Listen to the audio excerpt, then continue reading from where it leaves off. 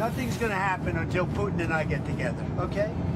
And obviously he wasn't going to go. He was going to go, but he thought I was going to go. He wasn't going if I wasn't there. And I don't believe anything's going to happen, whether you like it or not, until he and I get together. Welcome back. Because you are a shrewd and observant audience, you probably figured out what President Trump was talking about there. But just in case, it's about Ukraine and ending that war. That was aboard Air Force One. There was some talk of Vladimir Putin, Volodymyr Zelenskyy, President Trump, maybe high-level delegations from all three countries going to Turkey to sort all this out. That did not happen. Our Weijia Jiang is following the president in his travels and reports to us from Abu Dhabi.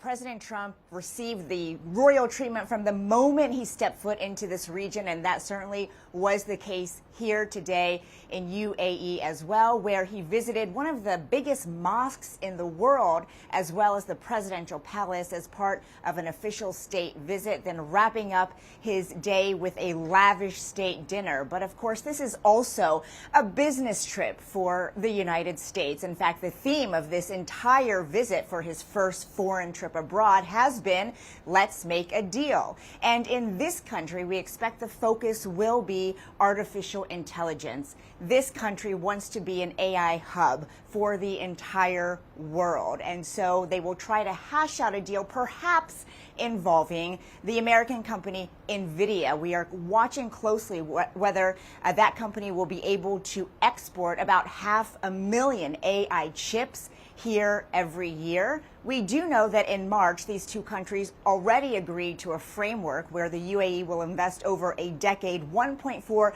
trillion in AI infrastructure as well as energy. Tomorrow, the president will be meeting with business leaders, and he'll also visit a monument that pays tribute to the Abraham Accords, which, of course, he brokered during his first term to normalize relations between several Arab countries and Israel, and UAE is among them. And one other important note, Major, that was happening in the region. His Secretary of State, Marco Rubio, traveled to Turkey for anticipated talks between Russia and Ukraine, which fell apart. Putin decided not to go. President Zelenskyy of Ukraine also said he would not attend. And when asked about this, President Trump said that nothing was going to happen anyway in terms of a significant breakthrough until he and Putin met. And of course, that did not happen. So we are closely watching how that conflict could unwind. Major, back to you. Weijia Jiang, thank you. I want to bring in our reporter panel. Meridith McGraw, White House reporter for the Wall Street Journal. Fin Gómez, our executive director of White House and politics here at CBS News. What a formidable title that is. Meridith, let me ask you about not only what the president said on Air Force One, but this idea that is now, I think, coming upon the Trump White House that Putin is a different kind of cat than they thought. And this is taking a lot longer, and the prospects of working this out, much ballyhoo during the campaign, first day, even when I'm president-elect, is proving much, much more complex. Much more complex. You know, during the campaign, like you said, we would hear from Trump all the time that he thought that he could find a solution to this within 24 hours. And what we're seeing here is a really protracted and really agonizing process for the Trump administration, for the negotiators who have been trying to come to some sort of middle ground here. But I think the Trump administration, I think President Trump is really at a fork in the road here with these negotiations. He's expressed publicly, privately, that he's frustrated with Vladimir Putin at this moment. And, you know, I think Putin talking about potentially going to Turkey was more of him just trying to avoid sanctions that we know Republicans and Democrats in Congress are and even Trump has said he is theoretically open to if this doesn't move along. If this doesn't move along. And so, like I said, I do think we're reaching kind of a critical moment here. And Fin Gómez, if it is a fork in the road, it feels like a very significant fork in the road. Absolutely, a really big fork, I think. Look, I spoke to a senior administration official just a little while ago. I was at the White House earlier, and their takeaway from this whole potential Turkey meeting that didn't really materialize into much is that at least they're talking. At least they're getting closer than they were before. And look, I do think that the president overall has had a successful trip to the Middle East. I mean, not only these economic agreements that he's made, yes, some of the numbers might be a little inflated, right, a little ballooned, but he's had some success here with Syria.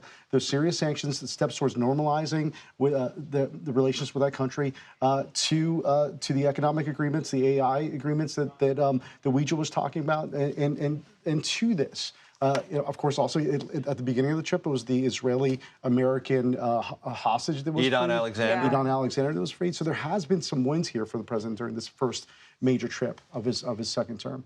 So I want to play for you some sound that happened yesterday. And things like this happen, folks. They happen. We can't get to them last night's show. We're going to get to them today. So Mark Pocan is a member of the House, Democrat from Wisconsin. He asked a question to HHS Secretary Robert F. Kennedy Jr. It's a fascinating exchange. Listen, I want you to comment on the other side. If you had a child today, would you vaccinate that child for measles? For measles, probably for measles. You know, what I would say is my opinions about vaccines are irrelevant. I've directed Jay Bhattacharya. Sure. No, like I said, I don't want to. So that everybody can make that decision. But I don't want to seem like I'm being evasive. Yeah. But I don't think people should be taking advice, medical advice from me. Well, I'm glad he cleared that up.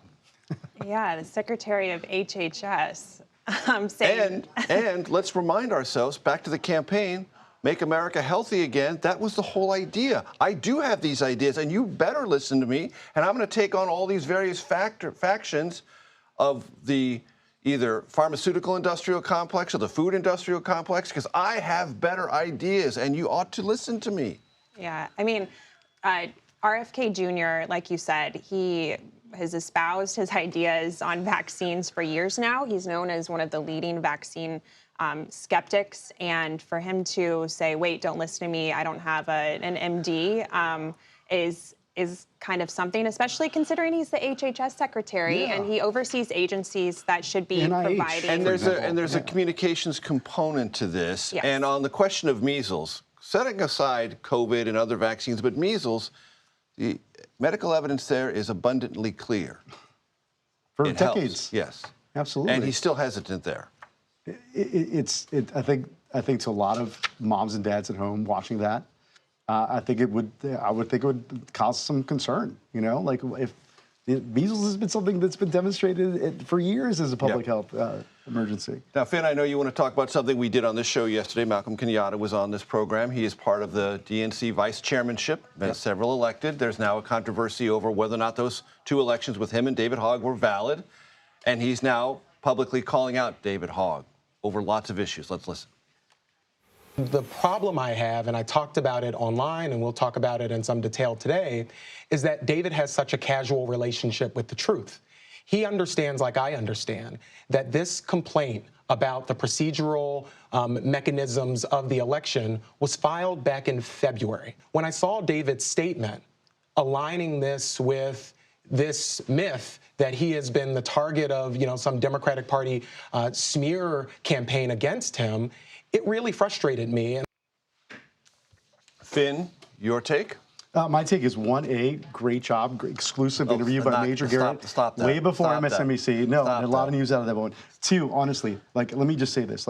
I spoke to some DNC members today and also some just base voters that I check in with from time to time throughout the cycles. And there's a lot of frustration now where they feel that, as Malcolm Kenyatta said yesterday to you, their focus should be on Donald Trump and the Trump administration, not this inter-party fighting. And right now, this is taking away the energy and the focus of where they should be focusing at a time when it seems to be opening up, where their numbers seem to be getting better. When we see 2028 potential contenders out in these early states already, they're focusing on themselves. It's like that Spider-Man meme where they're all pointing at each other bro, let's go. And that's what they've told me anyway. Spider-Man memes, bro, let's go. That's why Fin Gómez is always welcome at the table. Meridith McGraw, Fin Gómez, thank you very much.